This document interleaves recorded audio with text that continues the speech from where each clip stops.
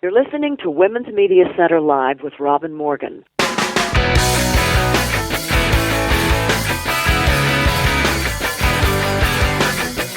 Welcome to Women's Media Center Live. I'm Robin Morgan. I hope you had a great summer. Mine was lovely. I caught up on sleep, on email, on errands, I went swimming, and I talked back a lot to the TV about the news. I puttered around the house, I did closets, gardened, and got indigestion over the news. I happily cooked for friends, took bubble baths, and gnashed my teeth over the news. I wrote some new poems, began a new book of essays, and became incensed over the news. Anyway, here we are back again to do something about that news. This is the 10th anniversary year of the Women's Media Center, and the program is entering its 4th season, believe it or not. And we hit the ground with that season running. We hit the ground running with today's guests. Maria Teresa Kumar of Voto Latino and MSNBC is here to talk about what we can all do to counter the immigrant-hating anti-Hispanic bigotry going down, especially from certain candidates. The irrepressible, witty, wonderful, outrageous Guerilla girls are here to celebrate their 30th anniversary of making mischief in the art world.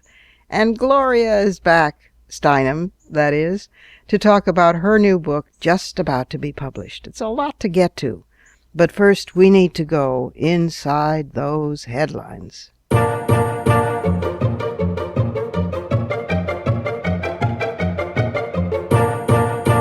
Much to catch up on. I'll dive into the stories from our now apparently endless U.S. campaign cycle at the end of the program. Meanwhile, let's get the bad news out of the way, not that it won't keep on coming.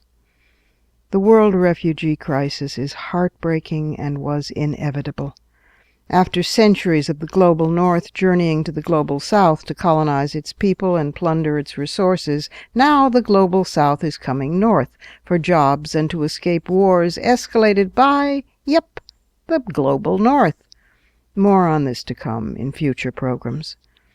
The so-called Islamic State has now taken to beheading women. They decapitated female Kurdish fighters and have stoned to death civilian women suspected of or accused of adultery, but the 2 latest women beheaded in Syria were accused of, quote, witchcraft and sorcery. This was also the summer when the Black Lives Matter movement solidified and expanded, and curiously made some white people crazed enough to run around screaming that white lives matter too. What in God's name is that about? The entire culture is structured around how much white lives matter. In fact, the unheard word after the slogan Black Lives Matter is too. T-O-O. This summer we suffered the loss of a grandly stubborn woman, Frances Oldham Kelsey. She was the FDA stickler who saved American babies from thalidomide. In 1960, the drug Kevidon had already been sold to pregnant women in Europe for morning sickness, and the FDA here was ready to approve it. But Dr. Kelsey, a South Dakota family doctor who reviewed requests to license new drugs, wasn't satisfied, and she demanded more info from the Merrill company that manufactured it. Merrill complained bitterly about Kelsey to her bosses, but she persisted. Then, in late 1961, the evidence. The drug was causing thousands of infants in Europe, Britain, Canada, and the Middle East to be born with such birth defects as flipper arms and legs. Kelsey was an American 20th century heroine, also giving rise to modern laws regulating pharmaceuticals. She was 101 years old when she died. Then we get to news that we could categorize as the "Are we really surprised about this?" department. This summer, Amnesty International, despite a worldwide campaign led by survivors of the sex industry, the global women's movement, France, Sweden, Canada, and other countries, the European Parliament, many of AI's own membership, and former President and Nobel Peace Prize winner for human rights Jimmy Carter's personal appeal made on this very radio program. AI came down with an outrageous but expected decision supporting the human rights of pimps and brothel owners and refusing to support the Nordic model. which penalizes them as well as penalizing buyers, but does not penalize the women being sold and bought. This decision has harmed AI's reputation sadly beyond repair, and in fact has opened wide schisms within it. Now, this next item started surprisingly. Fox News Network's Megyn Kelly acted like a gutsy reporter for one brief shining moment when she confronted Donald Trump with his misogynistic comments during the first GOP presidential debate, and not backing down when he foully attacked her personally afterward. But she soon returned to Fox News business as usual on women's rights and on any other dangerously progressive matters. Meanwhile, hip-hop celebrity Dr. Dre made a public apology to the women I've hurt about abuse allegations. But the women weren't taken in. One of them, Michelle, an R&B singer with whom he has an adult son, said, "I don't really think it's a sincere apology. He's selling a movie. I just think it's good PR at the moment." Another not huge surprise, although the Vatican made much of Pope Francis's, quote, easing the path to absolution for abortion, it meant blah. At first I thought, wow, maybe he's finally doing something for women. Silly me. It's apparently a jubilee or holy year in the Catholic Church, during which it's standard procedure to pardon grievous sins. The patronizing tone of his statement should have been sufficient warning to me, but it took recovering Catholic feminist friends to temper my pathetic terminal naivete. And are we really surprised about the backstory emerging regarding the Planned Parenthood video that the right wing and Friends of the Fetus folks are still trying to make such a huge scandal out of? First, we know now that Operation Rescue, the militantly anti-choice group that formerly employed extremely violent tactics, was behind the surreptitious videotaping. And second, it has now come out that the video was altered. Well, well, well. Let's end on a few good news notes. 2 women made it through the grueling training at Ranger School and have graduated as full Army Rangers. When I read the description of what their training involved, I had to lie down and take a nap. In a more peaceful development, did you know that the 2 diplomats who led the normalization talks between the United States and Cuba were women? U.S. Assistant Secretary of State for Western Hemisphere Affairs Roberta Jacobson and Josefina Vidal, Chief of the Cuban Foreign Ministry, United States Department. Bravissima. Last, but certainly not least, President Obama, who's really flexing his executive order muscle in his last years as president, would that he'd been able to do that all along, announced that Mount McKinley in Alaska was being renamed Denali, thus restoring the Alaska native name of deep cultural significance to the tallest mountain in North America. Good news indeed.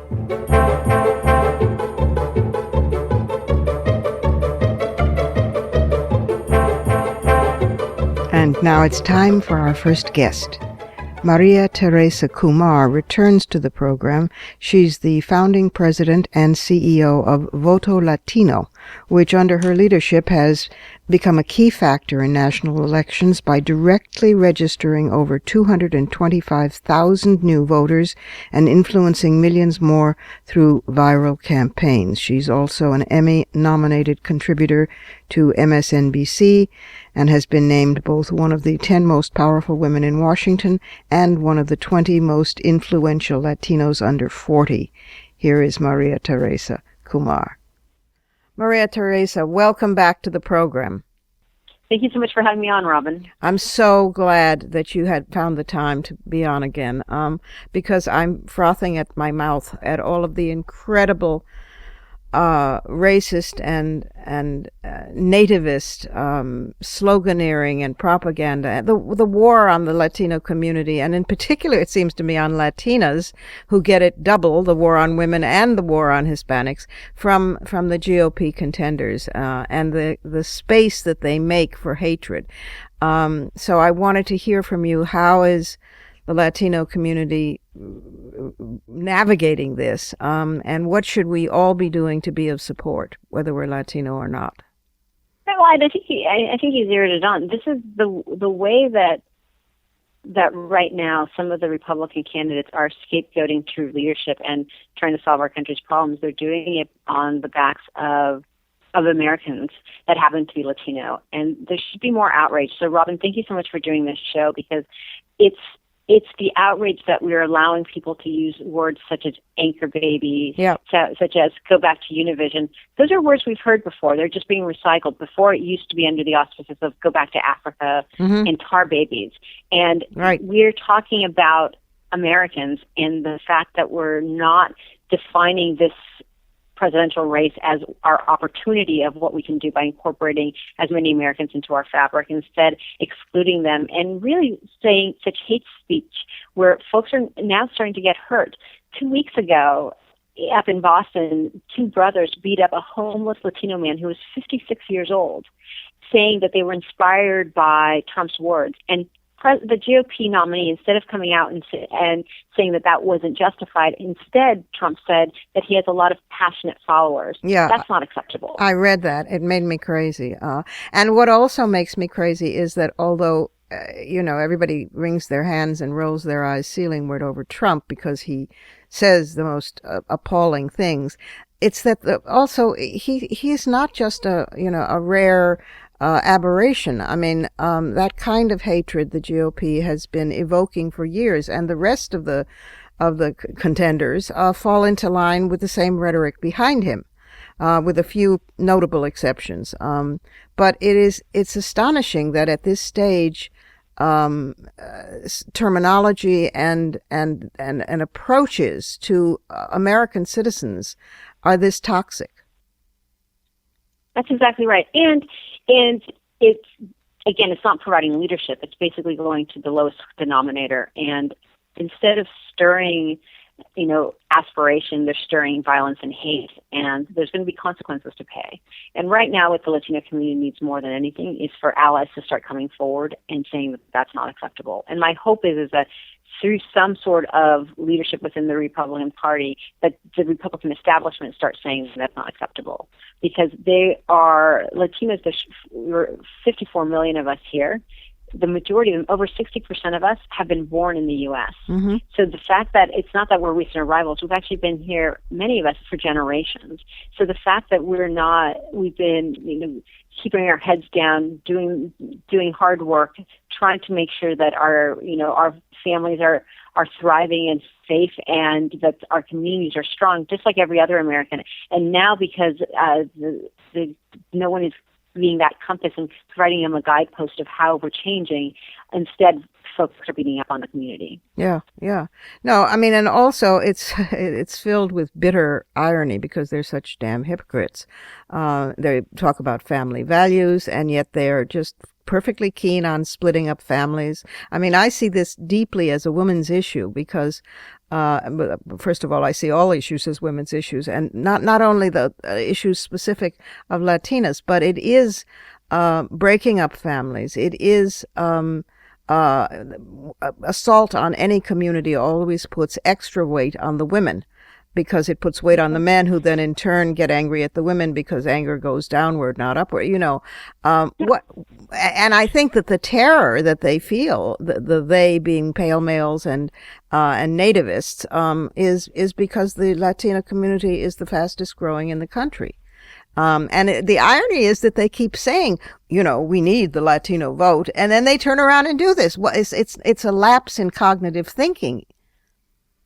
Well, I think, yes, but I also think that it's what, for so long, and this is, I play a big role in the media, and that the media has not explained who American Latinos are, right? So yes, they exactly. are basically, all of a sudden, American Latinos are popping up in places such as the Deep South. Folks don't realize that when we start talking about voting rights, the Shelby County case against Eric Holder came about because that was the fifth largest county in the country, Shelby, Alabama, of Latino growth. So instead of explaining who our new neighbors are and what the possibility is of capitalizing on their strength, on their youth, on their hunger and their belief of America. Yes. Instead, we're trying to make sure that they're disenfranchised from the process. And that just doesn't hurt that individual or the community. It hurts America. If we are not truthful and making sure that we are preparing the next generation of Americans to take the reins of this great country, it's not that individual that gets hurt. It's the whole country that does. And this is, Robin, I think this is what I've been doing this now for over 11 years. And the biggest challenge is for folks not recognizing that when we talk about the Latino community, we're talking about the second largest group of Americans and the youngest group of Americans. Yes, yes. And the fastest growing group of Americans. So our future is intertwined with their success. Of course. It's absolutely nose on our face. What in particular, I know that you founded and head Voto Latino, which is a wonderful organization of Latino millennials and a few older people here or there who are turning out the vote and are organizing in really principled ways. What kinds of things are Voto Latino recommending in order to survive this onslaught?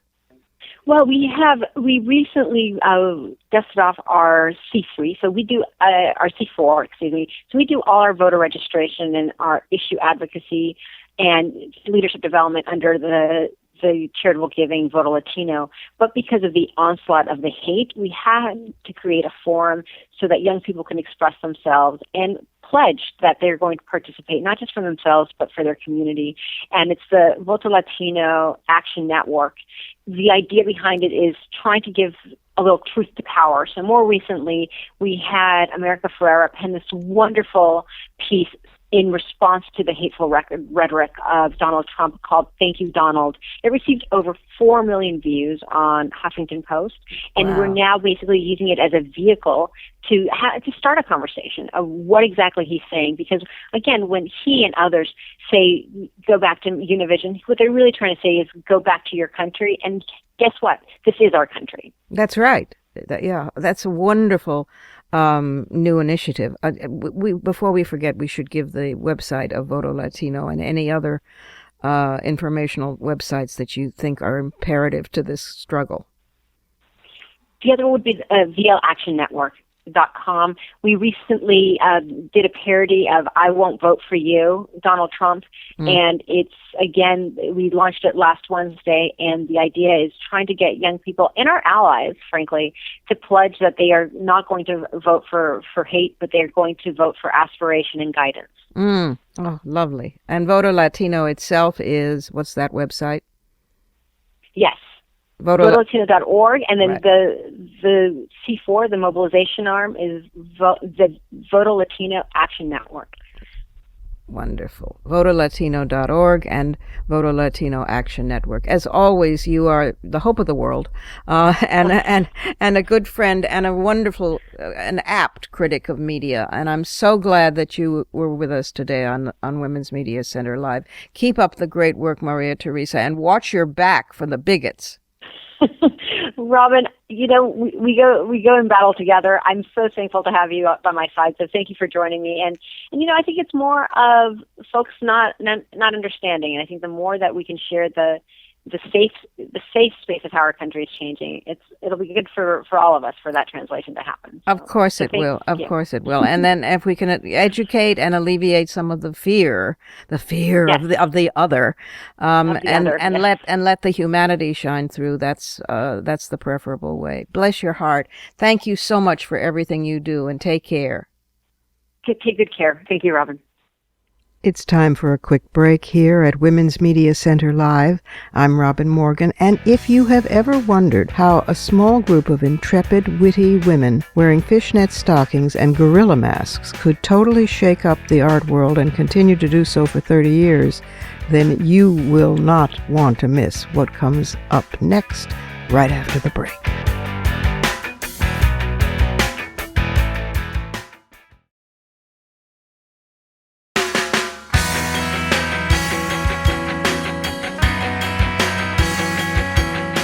You're listening to Women's Media Center Live with Robin Morgan.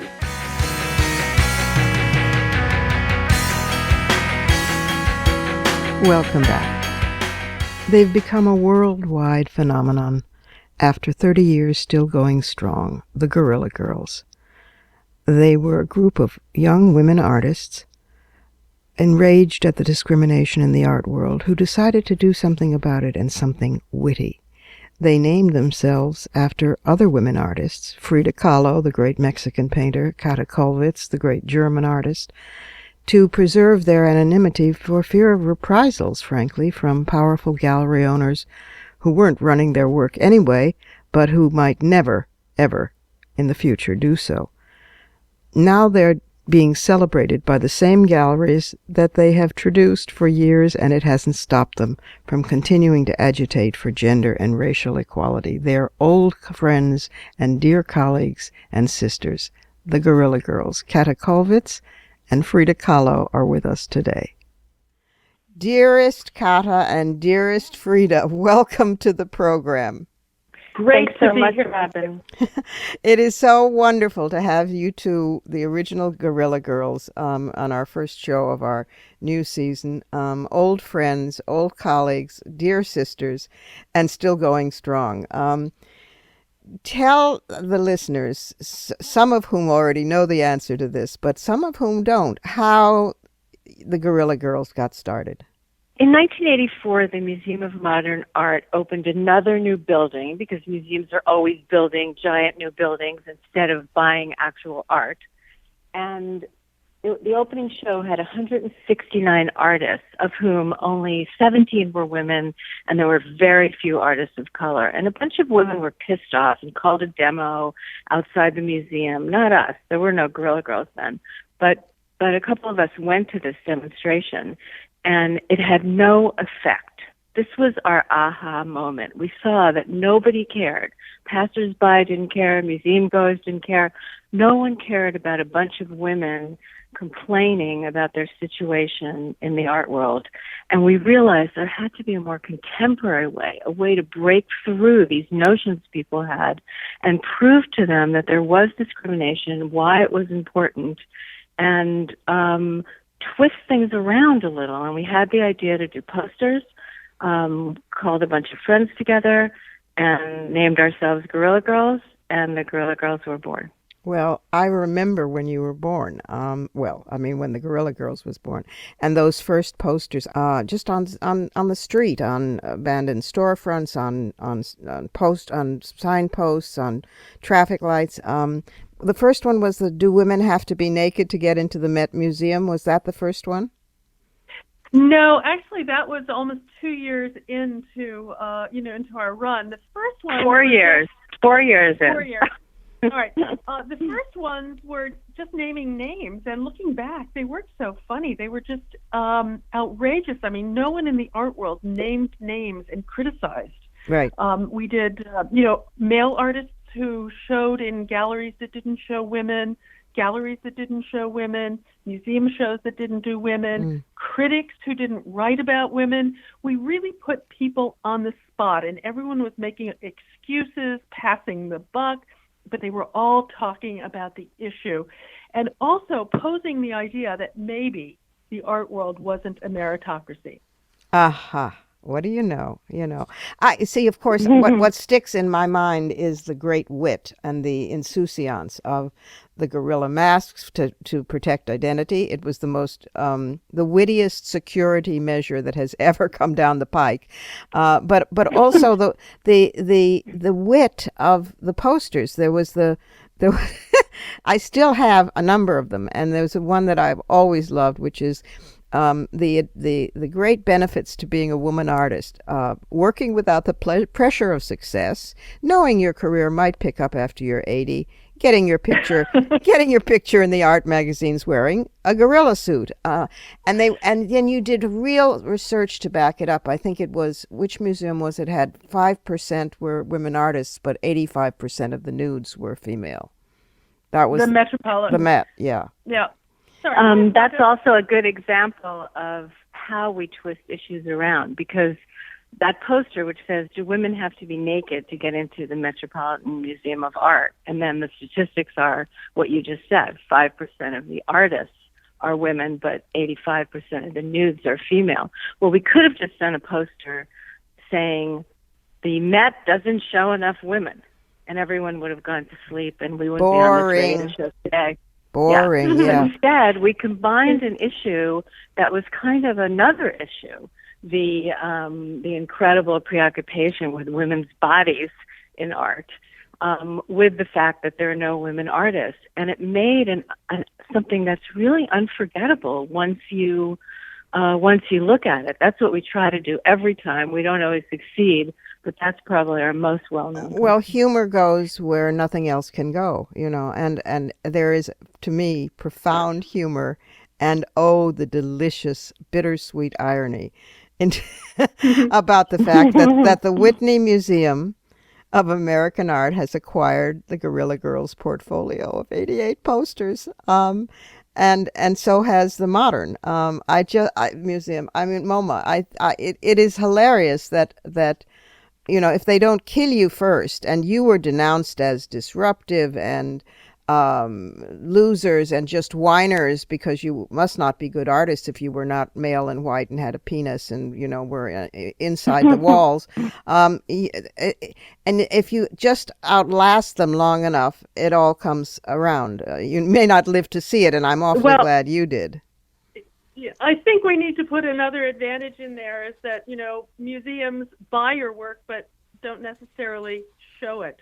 I think we want our work to sort of sit in a museum collection as an antidote to all of the market-driven art that museums feel like they have to buy to make their trustees happy. Because let's face it, income inequality has existed in the art world for a long, long, long time. You bet. And now that it's a topic in the culture at large, we can go back and say, but, we've been dealing with this in the art world. The money has always been concentrated at the top, and it rarely gets down to all of the, wonderful, hardworking artists who every day make the culture that produces the stars. That's right. That's absolutely right, which is why you're still at it and have to continue to still be at it. Talk a little bit about the work that you're doing now. You demonstrated against the new opening of the Whitney, which is an irony within an irony, like Chinese nested boxes. Talk about that, and also the upcoming exhibitions, I think, that are in January, the Walker Arts Center and in New York. Tell about all those so our listeners can follow up. We still love being on the street most. I mean, museums have come calling, both in the acquiring some work, but also in having exhibitions. But we love being on the street. And for our 30th birthday, we wanted to do a big street campaign. And we decided to do a campaign about billionaires who now control the art world just like they control the rest of society. And we hooked up with the Illuminator. The Illuminator is this amazing collective that has a big van with a projector, and they do all kinds of political actions, their own and in collaboration with other people all over the place. And with them, we made a kind of animation of part of our new sticker video campaign about these billionaires, and we snuck out in the middle of the night and projected it on the Whitney. So it says, "Dearest art collector, art is so expensive, even for billionaires. We completely understand why you can't pay all your employees a living wage. Love, Guerrilla Girl." We did that the first day the Whitney was open to the public. Wonderful. It's wonderful that you haven't lost your edge, and if anything, you've sharpened it. Tell people about the upcoming exhibits or appearances, because I know that they'll want to go and see for themselves. So much is happening. We're going in September to Europe, and we're going to be meeting with people at the Whitechapel in London. We're going to then to Sarajevo to work with some women's groups, and then back to Cologne, Germany, to speak with the Ludwig Museum. At Whitechapel, what we're going to do is have a show in their archive, and we're going to examine they've invited us to come in and examine their exhibition record and to do some kind of public project that will be put on the front of the museum. Excellent. And we're going to try to look at the Whitechapel in the context of London to see how different how different things are and what is the situation for market-driven art, globally. And then the Walker, we're doing a whole series of projects in Minneapolis over next year. It's called the Guerrilla Girls Twin City Takeover.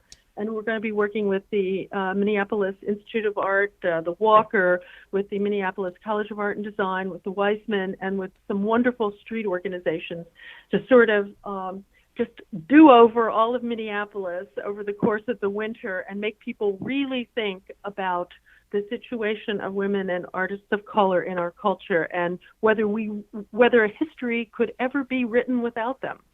As far as you see in the major textbooks, it's as though there were no women artists or artists of color. So we want to make sure that history is not just the history of power. Of pale males, as I call them. Yeah. And Power. And you're going to be at the Printed Matters New York Art Book Fair in September, coming up. Yeah, the book fair starts on the evening of September 17th and goes through the 20th. And we'll be there all day in a special section for activists. So it'd be great to, please hope everyone comes and talks to us. We're going to have a bunch of these stickers, anti-billionaire stickers we've been talking about there, and our books and a whole bunch of other stuff. This is wonderful. And we're going to have a lot of cheap art. We're going to have a lot of cheap art that everybody can own. Oh, how great. I'm going to hope to get by. I'm not sure I'm in town, but I will be. If I am, I will surprise you. And give the website so that people can find out. If you go to the website, you can find out more about the Guerrilla Girls. You can find out where they'll be appearing, where their work appears, if it doesn't come to you first on your neighborhood street lamp. So give the... The website is guerrillagirls.com. And we spell Guerrilla Guerrilla, girls. I always wanted to be an honorary Guerrilla Girl. I wish we had them for writers. You are, Robin. I am. And in your own words, sisterhood is forever.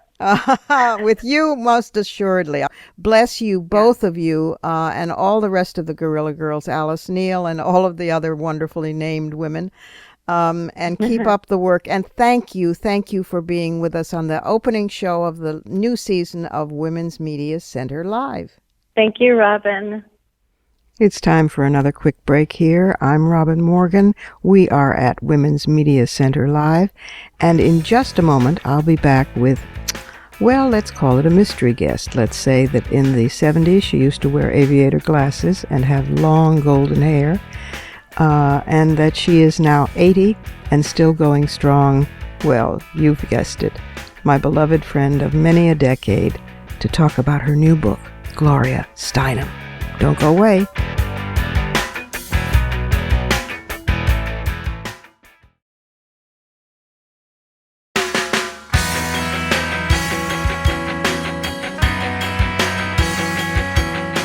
You're listening to Women's Media Center Live with Robin Morgan.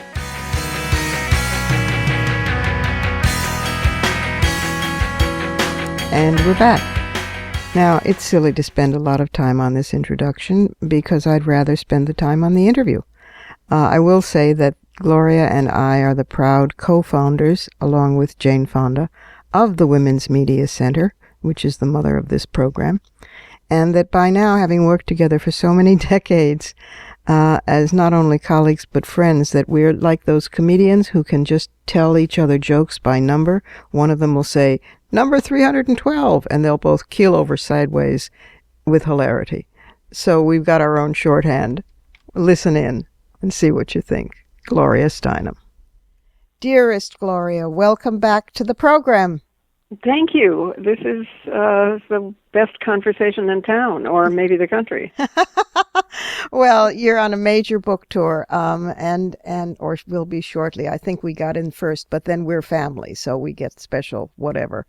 It's a time for great celebration because My Life on the Road by Gloria Steinem is out. Finally, the book is out. Tell the listening audience of Women's Media Center Live about it. This is a book that I, as Robin, you well know, have been writing off and on for 20 years. About 20 years ago, I realized that I was writing least about what I was doing most, which was traveling and organizing on the road. And I began this book. I would work on it 1 month in the summer and then not for the other 11 months. But my hope for it is that it conveys some of the seduction of the road. I notice that when I say I'm going to another country, people say, how interesting. And when I say I'm traveling here, which is mostly what I'm doing, they say, oh, it must be so tiring.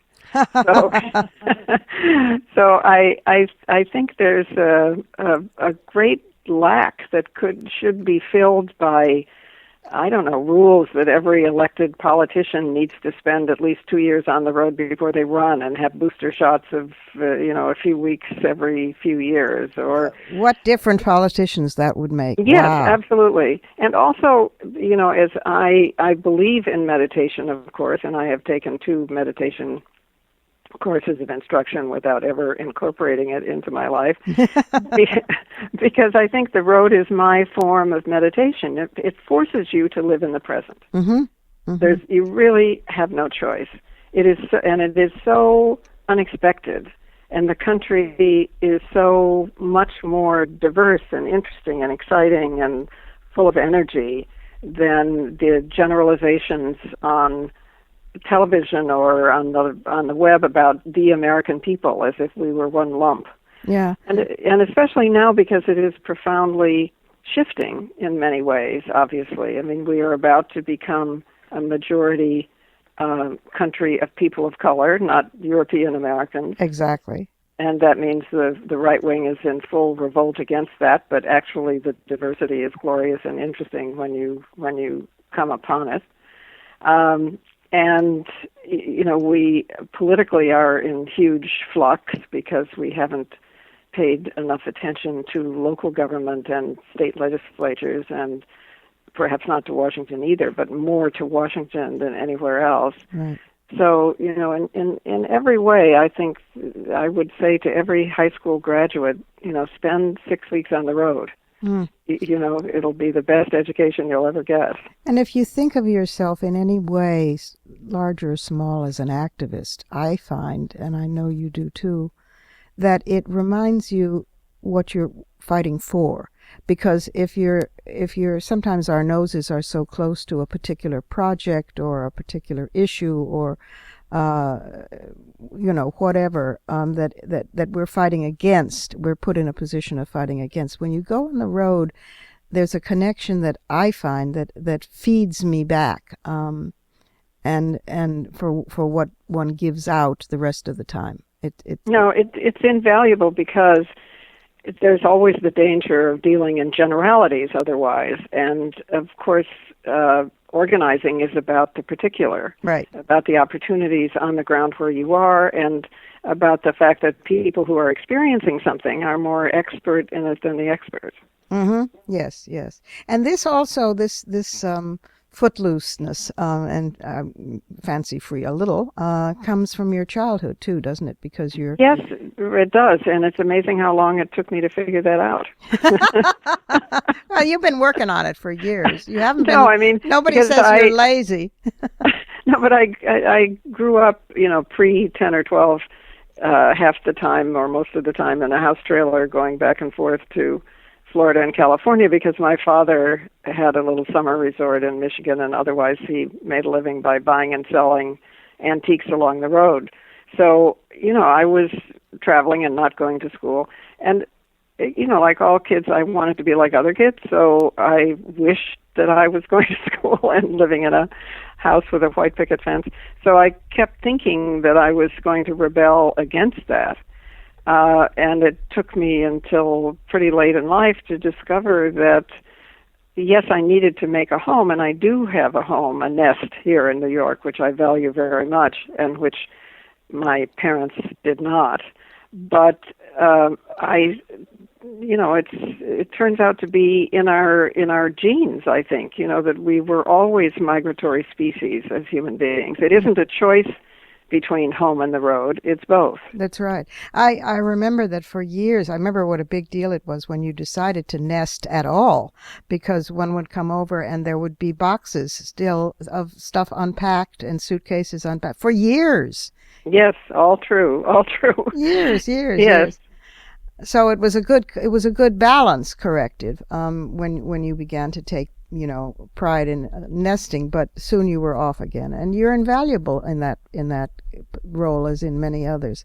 To tell a little bit about some specifics that are in the book. There's the whole wonderful section about Indian country. There's just amazing travels over. It's like travels with the women's contemporary feminist movement in the United States. It's people will learn things they never thought of before. The only thing that is in another country is in the beginning talking about my experience in India, because there I lived for 2 years when I first got out of college, and I did end up walking from village to village with Gandhian organizers, but I didn't realize it had any relevance in this country until the women's movement came along, and I began to learn that, of course, we have always had Sojourner Truth and Frederick Douglass and the Grimke sisters as organizers traveling around the country, and there's no substitute for that. Right. So suddenly I realized I had learned something there that was useful here. Right. That the whole Gandhian instruction that if you want people to listen to you, you have to listen to them first. If you want to know how they live, you have to go where they live. All those Gandhian guidelines actually had a huge relevance in this country. Right. But I didn't discover that until I was already doing it, and suddenly it had a resonance. But I meant not only the aspect of India and its influence on you, but of Indian country in this country. Yes. No. Well, no, you're right. That has been, next to feminism itself and the light bulb dawning on us that we were not crazy, the system is crazy, which, keeps happening over and over and over again in our lives and gives us our lives. Next to that, the single biggest discovery in my life has been discovering that I have been walking around my own country, without knowing not only the history, but cultures that are very much struggling to stay alive and are coming back. Mm-hmm. So, I'm sorry to say we don't learn human history when humans began. We learn beginning when Columbus arrived. Yeah, the conquest. The conquest, about which my friends, women friends in Indian country, make jokes. What did Columbus call primitive?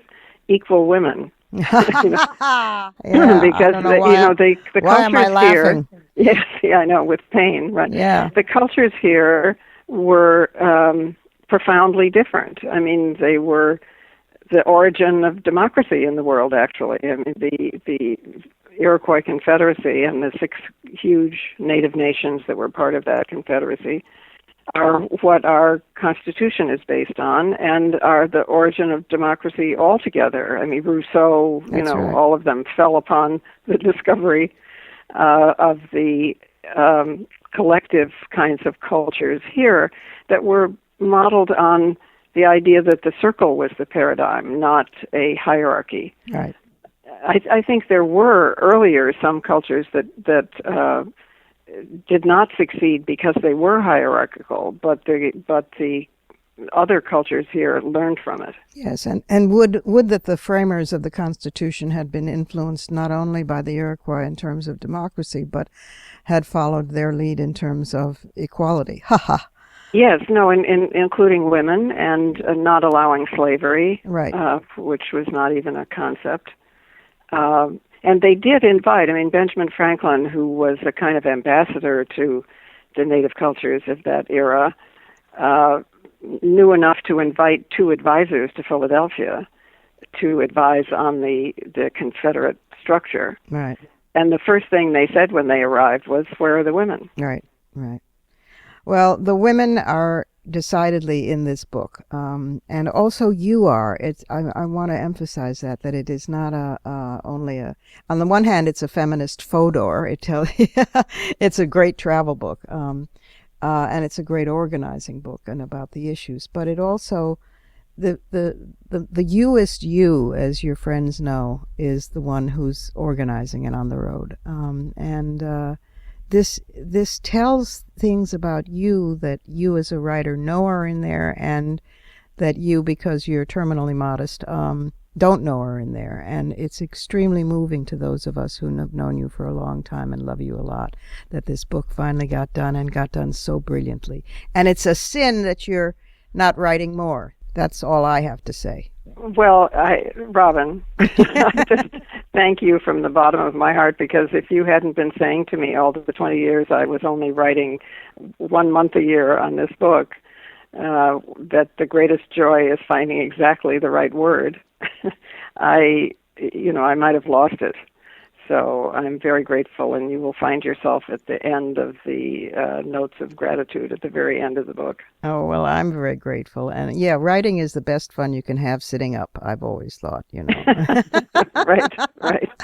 Anyway, I love you dearly. The book is called My Life on the Road, and you will, dear listeners, be able to pre-order it on Amazon, able to order it, it'll be everywhere. It's in a ebook version. It's in I think an audio version as well. Yes, it is. Yes, I'm very honored that Deborah Winger. I mean, I read the very first the introduction and right. so on. But Deborah Winger undertook to. I love her voice. Oh, I do too. I'm so honored that she did that. It's this wonderful velour kind of voice, velvety and velour, and that's just delightful. That would be worth it alone. But the writing is the real treat. So thank you for finally finishing it. It's an enormous relief to your friends. Yes, I know. Thank you for surviving it, Robin. Yes, we're going to have T-shirts made up. And thank you for coming and being with us on Women's Media Center Live. This is the book of the day, the hour, the month, the year, My Life on the Road by Gloria, the one and only. I love you lots, and thank you, dear heart, for being with us. Thank you, Robin. Thank you. Time for one more break here at Women's Media Center Live. I'm Robin Morgan, and I will be right back with, yes, indeed, some fighting words.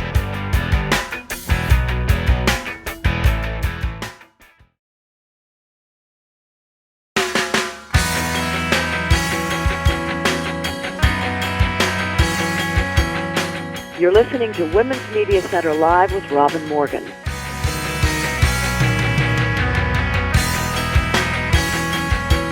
And we're back, just in time for some fighting words.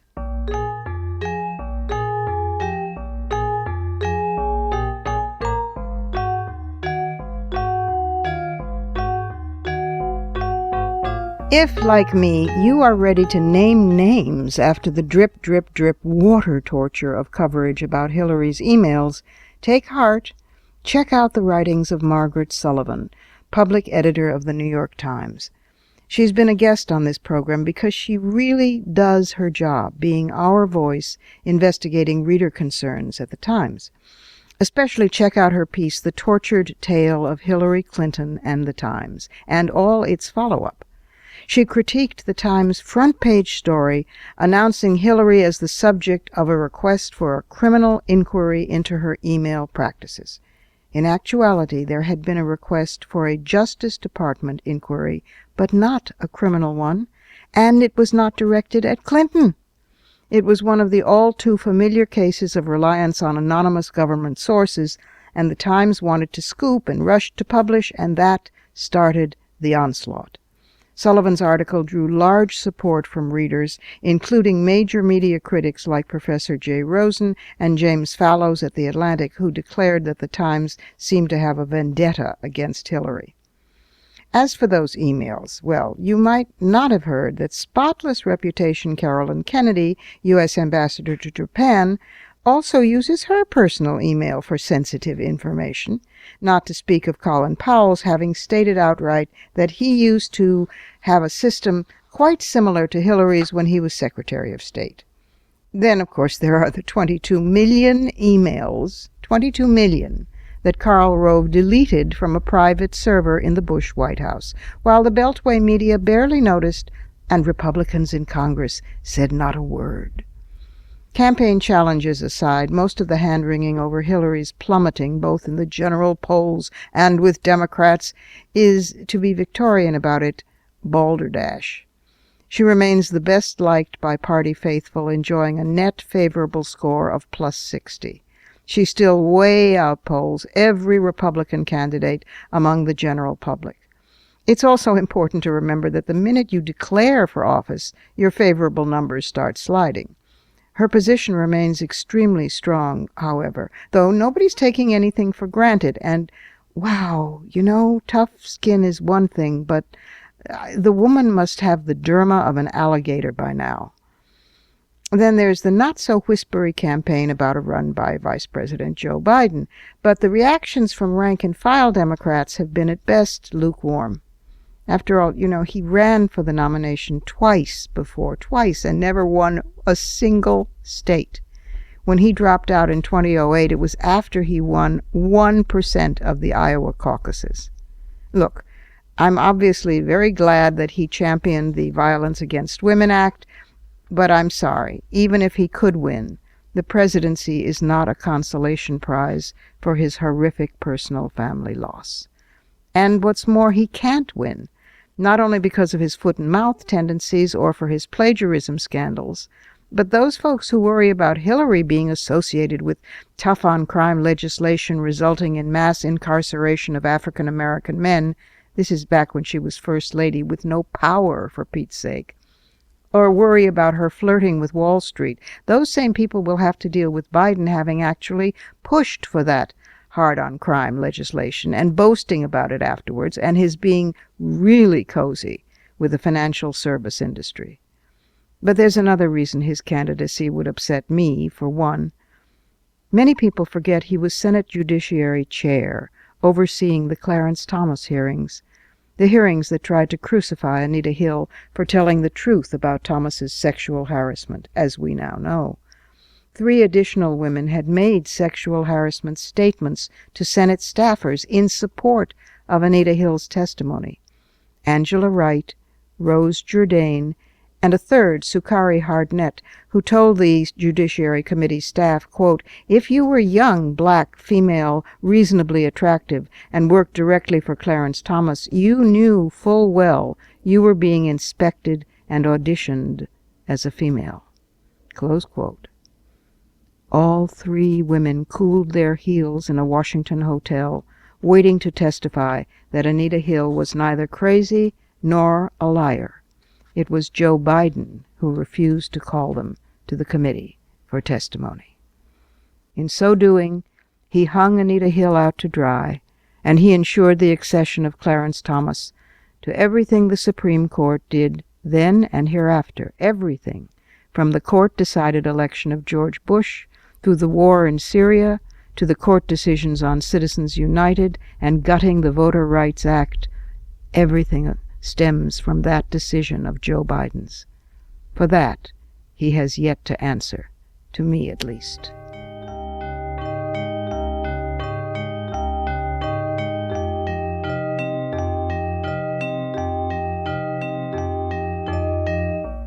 And that's it for today. This program is syndicated, but if you can't find the broadcast on a radio station in your area, you can always visit us at WMClive.com. There you can find the show, plus the archive of all our previous episodes. And we're at iTunes worldwide. There you can stream, download, and subscribe to the show's podcast. Also, be sure to find WMC Live on Facebook and Twitter. Portions of this program were taped earlier. Opinions expressed here do not necessarily represent the WMC. Here's the family for Women's Media Center Live. Regina K. Scully is our founding sponsor. Julie Burton, Women's Media Center President, is executive producer. And I'm Robin Morgan, your producer and host. Thank you for being with us. Don't forget to join us next week right here on Women's Media Center Live. For the smartest talk about news, politics, sex, books, religion, race, and more, tune your radio to Women's Media Center Live with Robin Morgan. Audacious, witty, provocative, informative, and fun. It's Women's Media Center Live with Robin Morgan on WMCLive.com. Talk radio with a brain.